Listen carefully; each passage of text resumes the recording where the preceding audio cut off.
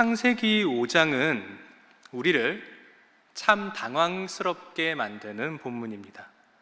왜냐하면 창세기 5장에서 그려지는 것들을 본 적도 없고 들은 적도 없기 때문입니다. 그래서 오늘은 이 당황스러움을 잘 벗겨보는 시간을 가져보도록 하겠습니다. 우리 창세기 5장 1절에서 3절을 교독하겠습니다. 제가 먼저 읽고 여러분이 읽고 3절은 함께 읽습니다. 이것은 아담의 계보를 적은 책이라. 하나님이 사람을 창조하실 때에 하나님의 모양대로 지으시되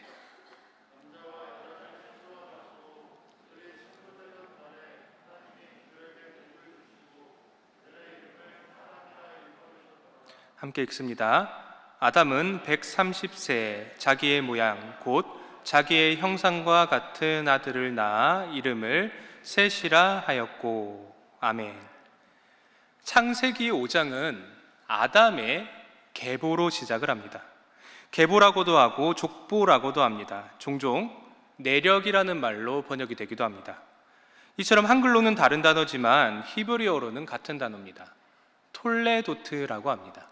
톨레도트. 창세기는 총 10개의 톨레도트, 즉 10개의 족보로 구성되어 있습니다. 그게 창세기의 기본적인 골격입니다. 그리고 그 골격은 여러 가지 특징을 가지는데요, 가장 눈에 띄는 특징은 족보의 시작에 나오는 인물이 아니라 그 인물의 자손의 이야기를 한다는 것입니다. 예를 들어 창세기 11장 27절에 데라의 족보는 이러하니라 이렇게 나옵니다. 하지만 실제로 12장부터는 데라의 아들인 아브라함 이야기를 합니다. 이걸 알면 오늘 본문에 나오는 족보는 누가 주인공이 됩니까? 이것은 아담의 계보를 적은 책이라. 누가 주인공입니까? 아담이 아니라 아담의 아들인 셋이 주인공이 됩니다. 자, 그러면 주인공인 셋은 어떤 인물일까? 지난번 본문에 첫 번째 특징이 나옵니다. 4장 25절입니다. 이렇게 나옵니다. 아담이 다시 자기 아내와 동침하매 그가 아들을 낳아 그의 이름을 셋이라 하였으니 이는 하나님이 내게 가인이 죽인 아벨 대신에 다른 씨를 주셨다 함이며. 셋은 가인이 죽인 아벨의 후계자와도 같은 인물입니다. 어떻게 보면 가인의 대척점에 있는 존재라고 볼 수 있습니다. 그리고 또 다른 특징이 오늘 본문 3절에 나옵니다. 3절에 이렇게 나옵니다. 아담은 130세 자기의 모양 곧 자기의 형상과 같은 아들을 낳아 이름을 셋이라 하였고. 셋은 아담을 닮은 존재입니다. 그러면 아담은 어떤 존재입니까? 오늘 본문 1절에 나오듯이 아담은 하나님의 모양을 닮은 존재입니다. 그렇다면 셋은 하나님을 닮은 존재일까? 답은 그렇기도 하고 그렇지 않기도 합니다. 왜 그럴까? 셋은 분명 아담을 닮았기에 아담이 간직하고 있는 하나님의 형상을 지니고 있습니다. 하지만 동시에 아담을 닮았기에 아담이 저지른 죄성도 함께 물려받습니다. 왜냐하면 아담을 닮았으니까. 정리를 하면 오늘 본문 1절에서 3절은 분명 가인의 족보와 차이를 둡니다. 하지만 그렇다라고 해서 완벽한 대비를 이루지는 않습니다. 분명 그들의 계보에도 아담이 저지른 죄의 성향이 분명 흐르고 있습니다. 왜냐하면 그들은 아담을 닮은 셋의 후손이니까. 이제 창세기는 본격적으로 계보에 대해 언급을 합니다. 우리 4절에서 8절을 교독해 보겠습니다. 제가 먼저 읽고 여러분 읽습니다. 아담은 셋을 낳은 후 800년을 지내며 자녀들을 낳았으며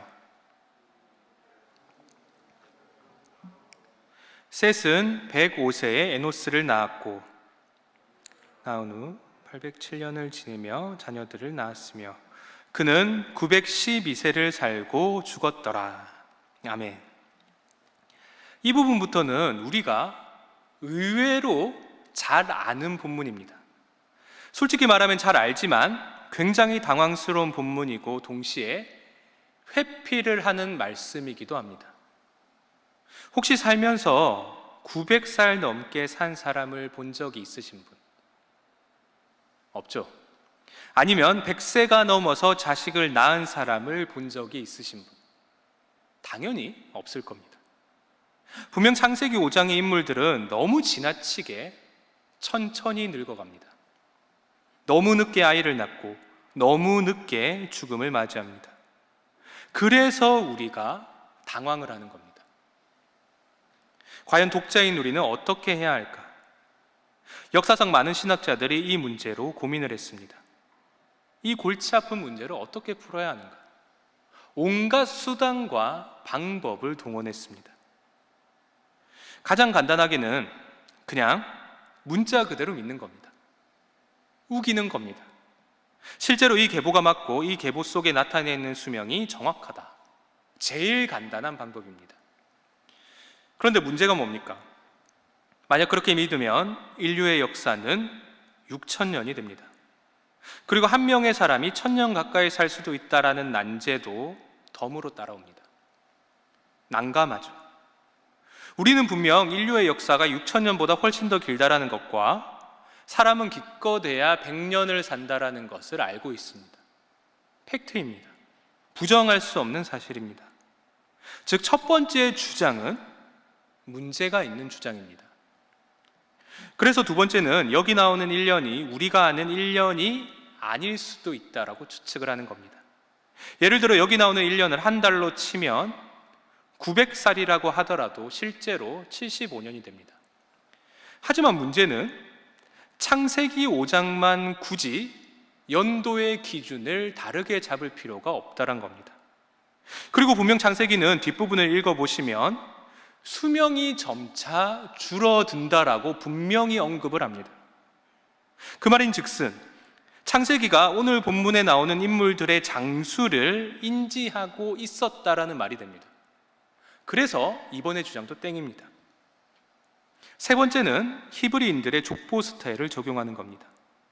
일단 이 히브리인들, 즉 이스라엘 사람들은 족보에 모든 사람을 넣지는 않습니다. 가장 가까운 예로 마태복음에 나오는 예수님의 족보가 있습니다. 마태복음은 어떤 신학적 의미를 부여하기 위해 어떻게 하냐면 예수님의 계보를 14대씩 끊습니다. 14대, 14대, 14대 14대씩 끊습니다. 그런데 실제 구약을 보면 14대가 아니라 14대 이상입니다. 몇 명이 더 있습니다. 실제 성경에 나오는 부분입니다. 이처럼 히브리인들은 어떤 신학적 의미를 부여하기 위해 몇 사람 정도를 생략하는 걸 아무렇지도 않게 여겼습니다. 그들의 문화 양식입니다. 그걸 오늘 본문에 적용하면 어떻게 됩니까? 창세기 5장의 족보는 일부러 10대로 끄는 족보가 되고 인류의 역사가 6,000년이라는 주장도 하지 않아도 됩니다. 왜냐하면 군데군데 빠진 사람들이 있으니까. 하지만 여전히 인간의 수명은 문제가 됩니다. 그리고 또 솔직히 말해서 사람 몇몇이 빠진 거로는 연도의 차이가 커버가 안 됩니다. 예를 들어 둘 중에 한 명이 빠졌다라고 쳐줍시다. 그러면 6,000년 곱하기 2 하면 얼마입니까? 12,000년이죠. 답이 안 나오는 겁니다. 여러분, 지금 제가 이제까지 말씀을 드렸던 해석 방향은 전부 다 인류의 나이와 연도에 집착을 하는 해석입니다. 이런 해석들의 문제는 크게 두 가지가 있습니다. 첫째는 개연성의 문제입니다. 창세기 전체와의 조화가 문제이다. 지금 창세기는 창조를 말하고 에덴 이야기를 말하고 가인 이야기를 말합니다. 그런데 갑자기 왜 장수에 관한 이야기를 할까? 그리고 인류의 역사가 6,000년이라는 것을 왜 말할까? 정말로 오늘 본문의 의도가 인간의 장수와 인류의 나이라면 창세기의 흐름은 박살이 납니다. 굳이 이 부분에서 그런 스토리를 넣을 이유가 전혀 없습니다. 하나도 없습니다. 개연성이 문제가 있다. 그리고 두 번째 문제는 현대인 중심의 이기적인 해석입니다. 요즘이야 과학에 관심이 많으니까 유전이라던가 아니면 인류의 역사나 지구의 나이에 굉장히 민감합니다. 그런데 수천 년 전에도 그랬을까? 아니 당장 100년 전만 해도 그랬을까? 여러분, 성경은 요 근래의 현대인만을 위한 하나님의 말씀이 절대로 아닙니다. 과거와 현재와 미래 모든 인류에게 필요한 하나님의 말씀입니다. 그걸 인지했을 때 우리는 이런 질문을 던져야 합니다. 과연 우리가 과학적 관심을 가지고 이 본문을 보는 게 옳을까? 솔직히 말씀드리면 포로기 이후라고 추측이 되는 창세기 최종 편집자는 인류의 나이에 대해 눈꼽만큼도 관심이 없습니다. 그에 관한 지식도 없고요, 전혀 관심이 없습니다. 그런데 현대인인 우리는 그러한 관심을 가지고 성경을 읽습니다. 누가 틀린 걸까? 제가 단호하게 말씀드리겠습니다. 우리가 시야를 바꿔야 합니다. 현대인인 우리가 시야를 바꿔야 하는 겁니다. 그래서 이번에는 신학자들이 다른 방향으로 접근을 합니다. 일단 장수의 사실 유무나 인류의 역사는 모르겠고 뒤로 밀어두고 여기에 나타나 있는 숫자의 의미에 대해 묻기 시작합니다. 그래서 학자들은 처음에 60진법을 도입합니다. 그런데 정말 신기하게도 족장들의 나이는 전부 다 5년, 즉 60개월의 배수이거나 5의 배수 플러스 7입니다. 참고로 가장 오래 산 무드셀라는 5의 배수 플러스 14입니다. 완전수가 2번 들어간다. 그리고 또 신기한 것은 창조로부터 홍수의 종결에 이르는 기간이 60만일 마이너스 14년입니다. 그리고 또 어떤 의견이 있냐면 이 족장들의 나이가 행성들 간의 상합기간과 일치를 한다는 겁니다. 상합기간이란 하나의 행성이 동일한 위치, 즉 동일한 하늘의 위치에 다시 돌아오는데 걸리는 기간입니다. 예를 들어 라멕은 777세를 사는데요, 목성의 상합기간 플러스 토성의 상합기간입니다. 그리고 야렛은 962세인데요 금성의 상합기간 플러스 토성의 상합기간입니다. 이걸 볼 때 창세기의 최종 편집자는 분명 뭔가 천문학적인 의미를 넣은 것만 같습니다. 이처럼 신학자들은 숫자에 대해 많은 고민을 했습니다. 그런데 문제는 60진법이든 행성의 상합기간이든 그게 오늘날의 우리에게 무슨 의미냐라는 겁니다. 어쩌라고? 그게 뭔데? 이런 질문이 나올 수밖에 없는 겁니다. 여러분, 이처럼 창세기 5장이 문제가 되는 건 결국 그들과 우리의 간극 때문입니다. 수천 년이라는 시간과 지구 반대편이라는 공간과 그리고 우리와는 완전히 다른 이해와 문화, 그게 문제인 겁니다. 멀어도 너무 먼 겁니다. 그들이 무슨 생각을 하는지 도무지 알 수가 없습니다. 얘네들은 왜 고대인이 장수한다라고 생각했을까? 그리고 이 숫자들은 무슨 의미일까? 여러분, 이 문제를 어떻게 풀어야 할까요? 답은 의외로 간단합니다. 비교 대상을 찾는 겁니다. 비교 대상. 예를 들어 볼펜을 설명하기 위해 연필을 들고 오는 겁니다. 그러면 볼펜을 정의하기가 굉장히 편리해집니다. 연필로 쓴 건 지울 수 있지만 볼펜은 지워지지 않는다. 그래서 볼펜을 만든 사람은 아마 기록을 오래 보관하고 싶었을 것이다. 굉장히 쉽죠? 그러면 창세기 5장의 족보와 비교할 만한 것이 있을까? 있습니다. 바로 고대 수메르 왕들의 목록입니다. 정말 놀랍게도 수메르 왕들에 관한 이야기는 성경의 이야기와 굉장히 유사합니다. 예를 들어 그들의 7대 왕은 잠시 동안 신들에게 옮겨가서 신들의 비밀에 참여를 합니다. 그런데 오늘 보면 창세기 5장에 나오는 아담의 7대 손이 누굴까요? 우리가 잘 아는 에녹입니다. 에녹에 대해서 다들 아시죠? 에녹은 죽음을 보지 않고 하나님께 올라갑니다. 굉장히 비슷하죠. 그리고 또 수메르의 10대 왕은 홍수민담의 영웅이었습니다. 그런데 아담의 10대 손이 누굽니까? 우리 모두가 다 아는 노아입니다. 홍수시대의 영웅입니다. 그러면 창세기 5장의 족보는 그냥 수메르 왕 이야기의 복사판일까? 제가 단호하게 말씀드리겠습니다. 절대로 그렇지 않습니다. 실제 수메르인들의 전설을 살펴보면 이야기의 목적이 뭐냐? 일단 고대 왕들이 위대한 왕이었다라는 걸 보여주는 게 목적입니다. 홍수 이전의 왕들, 고대의 왕들이 너무나 위대한 왕들이었다. 그게 첫 번째 목적입니다. 그리고 또 두 번째 메시지가 뭐냐? 그 위대한 자들의 후손이 지금의 왕들이니까 그들에게 복종하라는 겁니다. 지금 너가 섬기고 있는 왕, 그 왕이 고대 위대한 왕들의 후손이니까 그들을 열심히 섬겨. 그게 수메르 왕 이야기의 목적입니다. 그런데 성경은 그것에 전혀 관심이 없습니다. 셋의 후손들이 어떤 지역을 지배했다라던가 아니면 누구의 왕이었다라는 뉘앙스가 전혀 없습니다. 그런 흔적조차 없습니다. 그러면 창세기 5장의 목적은 뭘까? 창세기 5장의 진정한 목적은 수메르 이야기와의 차이점에서 나옵니다. 비슷하지만 다른 점.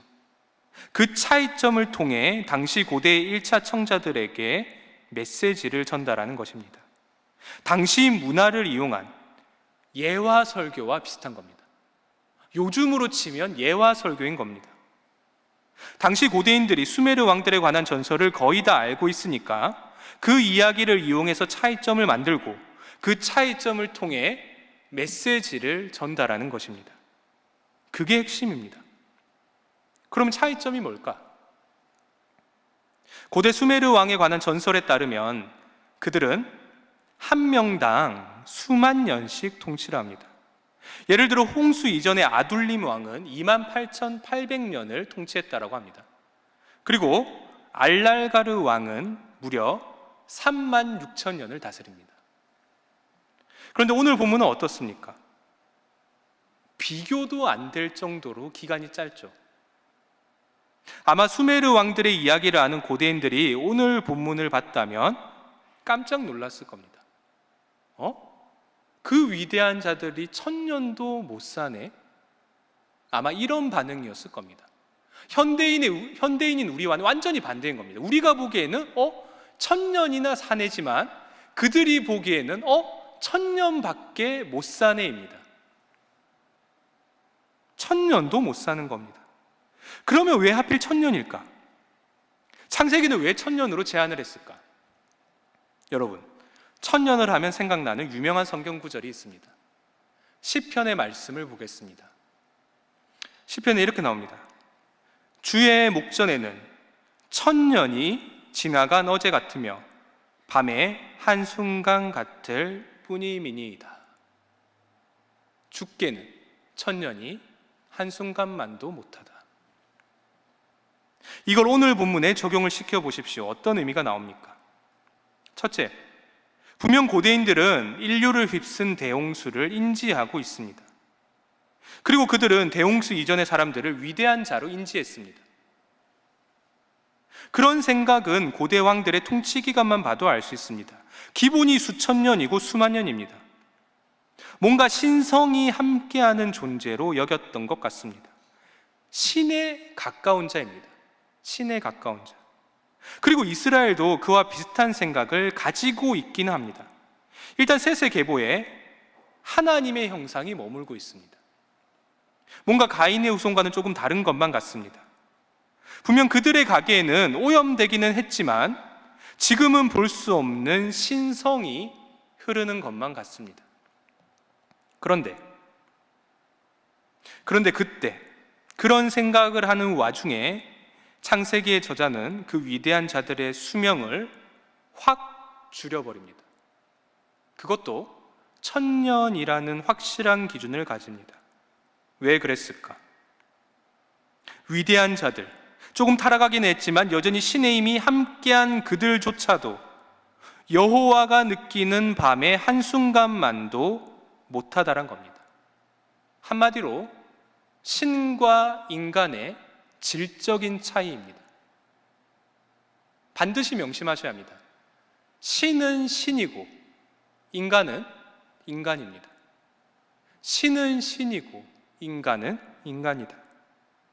여러분, 창세기는 분명 인간적인 것들을 거부하지는 않습니다. 즉 땅의 흙을 부정하지는 않습니다.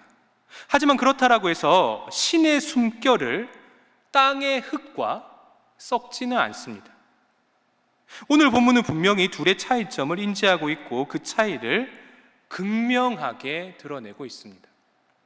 이스라엘아, 분명 땅의 흙은 부정하지 않다. 내가 만든 좋은 것들이다. 하지만 그렇다라고 해서 그것이 하나님이 될 수는 없다. 신성이 흐르는 저 셋의 계보를 봐라. 1000년도 못 살지 않느냐. 신은 신이고 인간은 인간이다입니다. 여러분, 이런 강조는 가인의 족보와 셋의 족보를 비교해 봐도 알 수 있습니다. 지난주와 이번 주에 걸쳐 두 본문을 살펴보고 있는데요, 두 족보에 너무 놀랍게도 같은 이름을 가진 두 명의 사람이 나옵니다.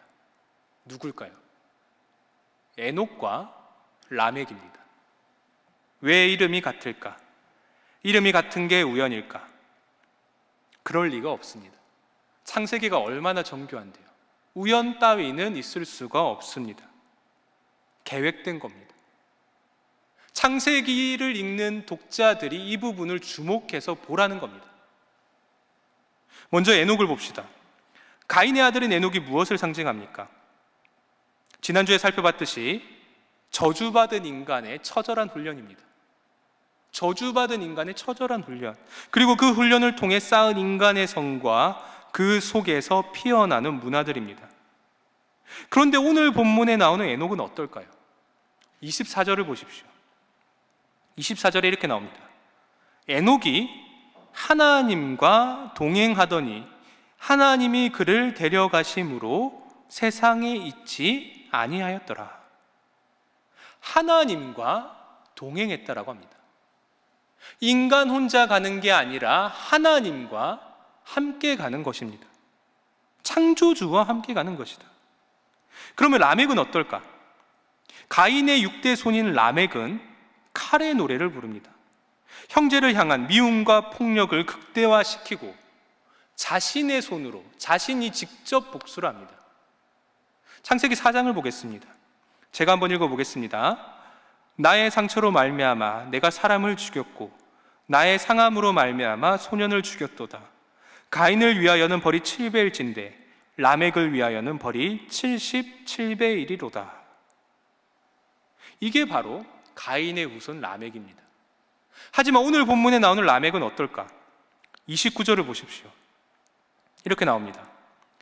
이름을 노아라 하여 이르되 여호와께서 땅을 저주하심으로 수고롭게 일하는 우리를 이 아들이 안위하리라. 이게 바로 라멕의 두 번째 노래입니다. 이전의 라멕은 자신을 의지하는, 즉 인간을 의지하는 절망의 노래를 부릅니다. 하지만 오늘 본문의 라멕은 희망의 노래를 부릅니다. 그러면 그 희망이 어디서 오는가? 노아입니다. 노아는 수고롭게 일하는 자들을 안위하는 자입니다. 안위하다. 뜻은 위로하다입니다. 우리를 위로하는 자다. 그러면 무엇을 위로할까? 당연히 저주받은 인간의 운명을 위로하는 것입니다. 잠시 이사야 40장을 보겠습니다. 이사야 40장에 이렇게 나옵니다.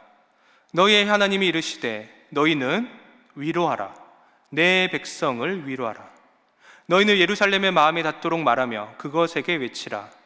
그 노역의 때가 끝났고 그 죄악이 사함을 받았느니라. 그의 모든 죄로 말미암아 여호와의 손에서 벌을 배나 받았느니라 할지니라 하시니라. 아멘. 여기 나오는 위로가 오늘 본문에 나오는 안위하다와 똑같은 단어입니다. 노역의 때가 끝이 났고 그 죄악이 사함을 받았다. 이미 여호와의 손에서 벌을 배나 받았다. 즉 힘든 시기가 끝이 났다란 겁니다. 힘든 시기가 끝이 났다. 라멕이 자신의 아들을 보면서 그런 희망을 가지는 겁니다. 이 아들이 우리를 위로하리라. 우리의 저주를 풀어주리라. 그러면 여러분, 그 위로는 누구에게로부터 옵니까? 노아로부터 올까? 아니면 인간에게로부터 올까? 말씀을 맺겠습니다. 여러분, 창세기는 4장과 5장에 걸쳐서 두 족보 이야기를 합니다. 얼핏 보면 가인의 후손은 나쁜 사람들이고 셋의 후손은 착한 사람들인 것처럼 보입니다. 하지만 자세히 보면 그렇지 않다라는 걸 알 수 있습니다. 본문을 살피면 가인의 후손들에게도 긍정적인 면이 있음을 알게 됩니다. 그리고 의외로 셋의 후손들에게 흘러내리는 아담의 부정적인 면 또한 보입니다. 실제로 창세기 5장의 셋의 후손인 라멕은 자신의 상황을 부정적으로 보고 있습니다. 그러니까 노아를 바라보면서 위로함을 바라는 겁니다. 이미 부정적인 상황을 전제하고 있는 겁니다. 이것만 봐도 셋의 계보를 단순히 긍정적으로만 봐서는 안 된다는 걸 알 수 있습니다. 그렇다면 결국 창세기가 진정으로 말하고 싶은 건 뭘까? 신의 부재입니다. 창조주의 떠남. 아니, 조금 더 정확하게 말하면 인간이 여호와를 떠나면 벌어지는 일들입니다. 피조물인 인간이 창조주인 여호와를 떠나면 어떻게 되는가? 그것을 말하고 있는 겁니다. 사랑하는 우리 청년부 여러분, 우리가 절망하고 슬퍼하는 이유는 우리가 가진 인간성이 추악하거나 아니면 세상이 더럽기 때문이 절대로 아닙니다. 이제까지 살펴봤듯이 창세기는 인간의 육신과 이 세상을 절대로 부정하지 않습니다. 그러면 뭐가 문제인가? 하나님의 부재가 문제입니다. 하나님이 없기에 모든 것이 조금씩 무너지는 것입니다. 그런데 어리석은 종교인들은 인간의 육체성을 부인하고 자신의 욕망을 억누르려고만 합니다. 즉 인간성에만 집중을 합니다. 마치 수행하는 고승들처럼 모든 것을 억제하고 모든 걸 깨끗하게 하면 뭔가를 얻을 수 있다라고 착각을 합니다. 여러분, 우리의 욕망이 문제가 아니라 하나님의 부재가, 하나님의 없음이 문제입니다. 돈이 있으면 악이고 돈이 없으면 선이다. 그게 아니라 돈이 있든 없든 하나님이 없는 것이 문제입니다. 하나님이 없으면 돈이 없어도 절제를 해도 문제인 겁니다. 가난 자체가 중요한 게 아니라 가난을 통해 하나님과 동행하는 게 의미가 있는 것입니다. 제발 자신을 억누르고 옥죄는 방향으로 가지 말고 하나님을 찾는 방향으로 가는 우리 모두가 되길 진심으로 바랍니다. 기도하겠습니다. 하나님 아버지, 오늘도 주의 은혜로 이렇게 함께 모여 예배를 드릴 수 있게 해주심 참 감사합니다. 하나님, 우리 모두가 진실로 깨달을 수 있도록 하여 주시옵소서. 그리하여 날이 가면 갈수록 하나님을 찾는 우리 모두가 될 수 있도록 저희를 인도하여 주시옵소서. 감사합니다. 예수님의 이름으로 기도드립니다. 아멘.